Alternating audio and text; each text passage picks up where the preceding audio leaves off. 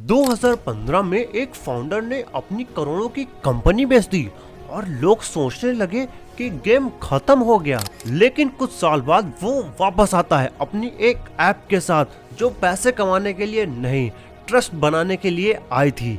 जी हाँ, हम बात कर रहे हैं क्रेड की। Cred is actually a fairly simple business. We started with a very simple mission that ये कहानी एक ऐसे विजन की है जो कहती है in business trust is the new currency. क्या है क्रेड? कौन है क्रेड का फाउंडर? ऐसी कौन सी मार्केटिंग स्ट्रेटजी लगाई क्रेड ने जिसकी वजह से इसने ऑडियंस की अटेंशन बहुत खतरनाक तरीके से ग्रैब कर ली? और कैसे क्रेड बिजनेस में पैसे कमाती है और क्या है इसका फ्यूचर? कहीं ये पेटीएम की तरह एक फिनटेक स्टार्टअप होके फ्लॉप तो नहीं हो जाएगा? यही सब पूरी बातें होंगी इस वीडियो में, तो चलिए शुरू करते हैं। we started with a very simple mission that we need to recognize and reward the credit worthy for their good financial behavior. तो कहानी शुरू होती है क्रेड के फाउंडर से जिनका नाम कुणाल शाह है। 2010 में इंटरनेट अपने एक रेवोल्यूशन एज पे था। स्मार्टफोन महंगे थे, स्मार्टफोन में डेटा का जो रिचार्ज था वो भी बहुत ही ज्यादा महंगा था, लेकिन लोगों की एक हैबिट थी कि वो डेटा का रिचार्ज करेंगे। तभी कुणाल शाह सोचते हैं कि ऐसा इसमें क्या डाल दें जिससे एक एक्साइटमेंट बढ़ जाए, और बस वहीं से फ्रीचार्ज बन गया, एक ऐसा प्लेटफॉर्म जहाँ पे लोग अगर रिचार्ज करते हैं अपना फोन तो उनको शॉपिंग कूपन्स मिलने लगे।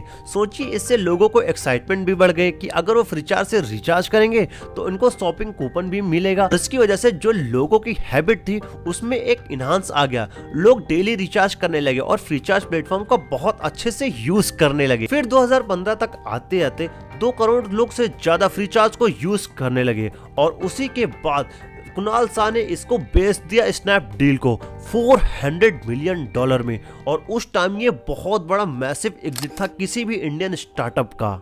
लेकिन कहानी का ट्विस्ट यहाँ आता है। कुणाल शाह के पास पैसे आ गए, इज्जत भी थी कि इतना बड़ा स्टार्टअप से इन्होंने एग्जिट लिया है, सब कुछ अच्छा खासा नाम था, लेकिन वो अंदर से खुश नहीं थे। उनको कुछ खालीपन सा लगता था कि उनको कुछ बहुत अलग करना है। उन्होंने खुद कहा कि इंडिया में बहुत सारे लोग बिजनेस करते हैं पैसे कमाने के लिए, लेकिन मेरा ये मोटिव नहीं है। मेरा मोटिव ये है कि मैं बिजनेस करूं लोगों की प्रॉब्लम सॉल्व करने के लिए और उससे मैं पैसे कमाऊं। फ्रीचार्ज ने कुणाल कामरा को सिखाया कि जो कूपन्स और डिस्काउंट मिलते हैं उससे सिर्फ लोगों को हैबिट नहीं बनती, वो टाइम टू टाइम एक एडिक्शन बन जाता है कि लोग अपने फोन को रिचार्ज करेंगे तो उनको कुछ रिटर्न में जरूर मिलेगा। कुणाल चाहते थे एक ऐसा प्रोडक्ट जिसकी वजह से जो यूजर है वो फाइनेंशियली बहुत अच्छे रिस्पॉन्सिबल हो जाए और वो खुद फील करे कि मैं बहुत गर्व करता हूँ कि मैं फाइनेंशियली रिस्पॉन्सिबल हूँ। उन्होंने देखा जो लोग टाइमली अपना ड्यू क्लियर करते हैं उनको कोई प्रेस नहीं करता,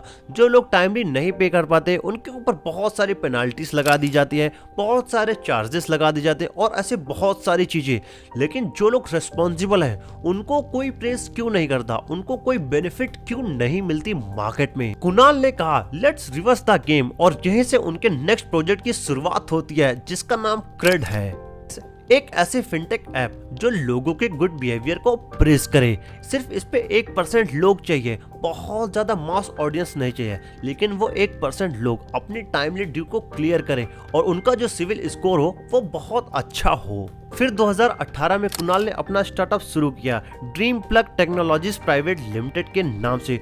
टीम छोटी थी लेकिन विजन बहुत बड़ा था और उनका मिशन ये था कि इंडिया में जो एलाइट लोग हैं, मतलब जो लोग फाइनेंशियली डिसिप्लिन्ड हैं, उनको वो टारगेट करेंगे। और इनको बहुत ज्यादा मास ऑडियंस नहीं चाहिए कि लोन का फेलियर हो रहा, क्रेडिट कार्ड का ड्यू नहीं क्लियर कर पा रहे लोग, ऐसे लोग उनको नहीं चाहिए। इसीलिए क्रेड की एक बहुत ही ज्यादा क्रेडिबिलिटी है मार्केट में। पर एक आइडिया तभी जिंदा रहता है जब उसको लोग याद रखते हैं। तभी कुणाल के दिमाग में आता है ग्रेट प्रोडक्ट बनाना इंपॉर्टेंट नहीं है, लेकिन ग्रेट प्रोडक्ट का परसेप्शन बनाना वो बहुत ही ज्यादा इंपॉर्टेंट है। जब प्रोडक्ट रेडी था तो क्रेड को चाहिए था एक ऐसी मार्केटिंग स्ट्रेटजी जिससे लोगों को बहुत ही ज्यादा वियर्ड फील हो, लोगों को फनी फील हो, मतलब लोगों के दिमाग में ऐसी उसकी इमेज बन जाए कि लोग उसको भूल ही ना पाए। IPL 2021 के दौरान क्रेड ने एक ऐसा एडवर्टाइजमेंट करवाया द्रविड़ से,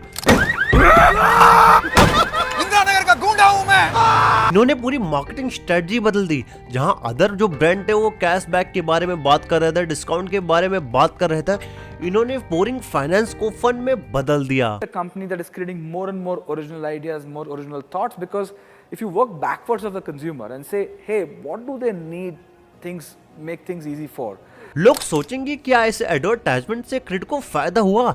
जी हाँ, असल में फायदा हुआ, क्योंकि उस टाइम पे आईपीएल की जो वॉचिंग थी बहुत ही ज्यादा हाई थी, जिसकी वजह से क्रिड के जो डाउनलोड थे वो बहुत तेजी से बढ़ गए। हर जगह लोगों को क्रिड ही दिख रहा था और इसकी वजह से लोग फाइनेंशियल डिसिप्लिन भी बहुत अच्छे से होने लगे कि उनको क्रिड में भी जगह मिल जाएगी। मार्केटिंग तो जबरदस्त थी। अब बात करते हैं इनका बिजनेस मॉडल। आखिर क्या है इनका बिजनेस मॉडल, कैसे ये कमाएंगे profit? You have payments, you have wealth, you're doing insurance distribution, you're doing lending through the distribution platform, of course. You have travel, you have garage. तो क्रिड का जो बिजनेस मॉडल है simple वो 3 part में है। पहला है commission from financial products, दूसरा है ब्रांड पार्टनरशिप, तीसरा है लेंडिंग एंड क्रेडिट इनसाइट। पहला डिस्कस करते हैं कमीशन फ्रॉम फाइनेंशियल प्रोडक्ट। जब आप किसी भी अपने क्रेडिट कार्ड का बिल पे करते हैं तो उस टाइम पे आपको इंश्योरेंस, म्यूचुअल फंड और ऐसी बहुत सारी चीजें दिखाता है, और वे ऐसे नहीं कि अभी कुछ दिखा दिया। वो आपके पास्ट बिहेवियर के ऊपर डिपेंड करता है कि आपने पास्ट बिहेवियर में कैसा उसमें एक्शन लिया है, उसी के हिसाब से वो म्यूचुअल फंड, इंश्योरेंस रिकमेंड करता है। और इसमें क्रेडिट जो है as a middle man commission charge करता है। जो म्यूचुअल फंड है, जब आप उसमें इन्वेस्ट करेंगे इसका यूज करके, तो जो क्रेडिट है उसमें एक कमीशन छोटा चार्ज कर लेगा। दूसरा है ब्रांड पार्टनरशिप, जिसमें क्रेडिट स्टोर और क्रेडिट कॉइन का बहुत ही ज्यादा काम है। जब भी आप बिल पे करते हो क्रेडिट में तो आपको कॉइन मिलता है और उस कॉइन से आप डिस्काउंट या कोई कैशबैक परचेज कर सकते हो। वहाँ पे जो ब्रांड होते हैं वो अपने जो प्रोडक्ट होते हैं उसको लिस्ट करवाते हैं या उसके कूपन बिछवाते हैं। उसके जो कूपन आते हैं वहाँ से जब कोई लोग बाई करता है उसका, तो उस पर उनको एक कमीशन मिलता है। जैसे आपको कोई एक कूपन मिला किसी प्रोडक्ट का और आप उसको बाई किए वहाँ से, तो क्रेडिट को एक commission as a middle man मिल जाएगा। और इस मॉडल की वजह से 3 लोगों को फायदा है। जो कस्टमर है उसको डिस्काउंट मिल जाता है, जो ब्रांड है उसको काफी ज्यादा सेल मिल जाती है, और जो क्रेडिट है उसको commission as a middle man मिल जाता है। तीसरा है लेंडिंग एंड क्रेडिट इनसाइट। यहाँ पे जो लोग होते हैं जिनका सिविल स्कोर अच्छा खासा होता है और उनके पास पैसा भी अच्छा खासा होता है, वो दूसरे जो लोग होते हैं जिनका सिविल स्कोर अच्छा खासा होता है, मतलब दोनों सेम प्लेटफॉर्म पर रहते हैं, तो एक आदमी दूसरे आदमी को लोन देता है और इन लोन के बीच में जो क्रेडिट होता है वो कमीशन चार्ज करता है। Are a distribution platform Yeah. for banks, NBFCs, and we continue to just keep adding more and more. इनकी मार्केटिंग बहुत ही ज्यादा यूनिक है। इनका जो बिजनेस की स्ट्रेटजी है, बिजनेस करने का तरीका है, वो भी बहुत बढ़िया है। जो इनका बिजनेस मॉडल है वो भी अच्छा खासा डेवलप किया कि फ्यूचर में बढ़िया पैसा कमा सकते हैं। लेकिन बात ये आती है, क्या ये प्रॉफिट कमा रहे हैं? तो इसका जवाब है नहीं।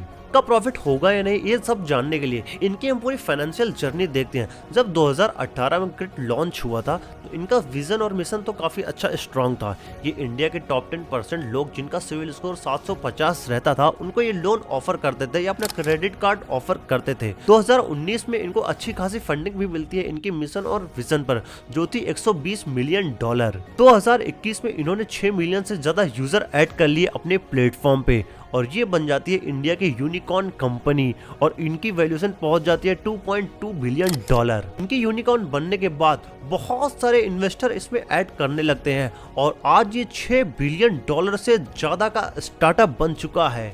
अगर इनके रेवेन्यू और प्रॉफिट की बात करें तो 2021 में इन्होंने 95 करोड़ का रेवेन्यू किया था, 2022 में वो पहुंच गया था 392 करोड़ और 2023 में ये पहुंच चुका था 1400 करोड़। अभी लेटेस्ट की बात करें तो इन्होंने फाइनेंशियल ईयर 2024 में 800 करोड़ से ज्यादा का लॉस किया है। इनके अगर मार्केट पोजीशनिंग की बात करें तो इनके जो कॉम्पिटिटर है वो है गूगल पे, फोन पे, पेटीएम, लेकिन इनके पास एक यूनिक पोजीशन है कि इनके पास ऐसे यूजर हैं जो फाइनेंशियली डिसिप्लिन है। मतलब वो अगर एक ऐप यूज कर रहे हैं तो उसी को शायद वो लगातार यूज करेंगे अगर उनको बहुत ही ज्यादा बेटर ऑप्शन मार्केट में नहीं मिलता तो। जैसे पेटीएम शुरुआत में आया था, पेटीएम का जो मिशन और विजन था वो भी बहुत ज्यादा स्ट्रांग था, लेकिन आज जो पेटीएम की हालत है वो बहुत ही ज्यादा खराब है। इनके ऊपर इन्वेस्टर जो भरोसा कर रहे हैं उसका पूरा सिर्फ 2 रीजन है। पहला, इनके पास जो लोग हैं वो फाइनेंशियली डिसिप्लिन्ड है और दूसरा है इनका ट्रस्ट। इनका टारगेट है कि फाइनेंशियल 2025 के लास्ट तक आते आते ये शायद प्रॉफिट में आ जाए, और अच्छा रहेगा अगर ये बहुत जल्दी प्रॉफिट में आ जाते हैं। तो आपको स्टोरी कैसी लगी? एक ऐसा आदमी जिसने अपने एक ऐसा बिजनेस बनाया जिसमें लोग रिचार्ज करके कूपन कमाते थे और फिर उसको किसी और को बेच दिया। उम्मीद करता हूँ शायद आपने भी फ्रीचार्ज को जरूर यूज किया होगा अपने बचपन में, फिर उसके बाद अपना मिशन और विजन बहुत ज्यादा स्ट्रॉन्ग कर लिया और आज $1 बिलियन की कंपनी बना डाली। आपको ये वीडियो कैसी लगी कमेंट बता के जरूर जाएगा, और आप भी ऐसे स्टार्टअप जर्नी करिए। तब तक के लिए धन्यवाद। जय हिंद।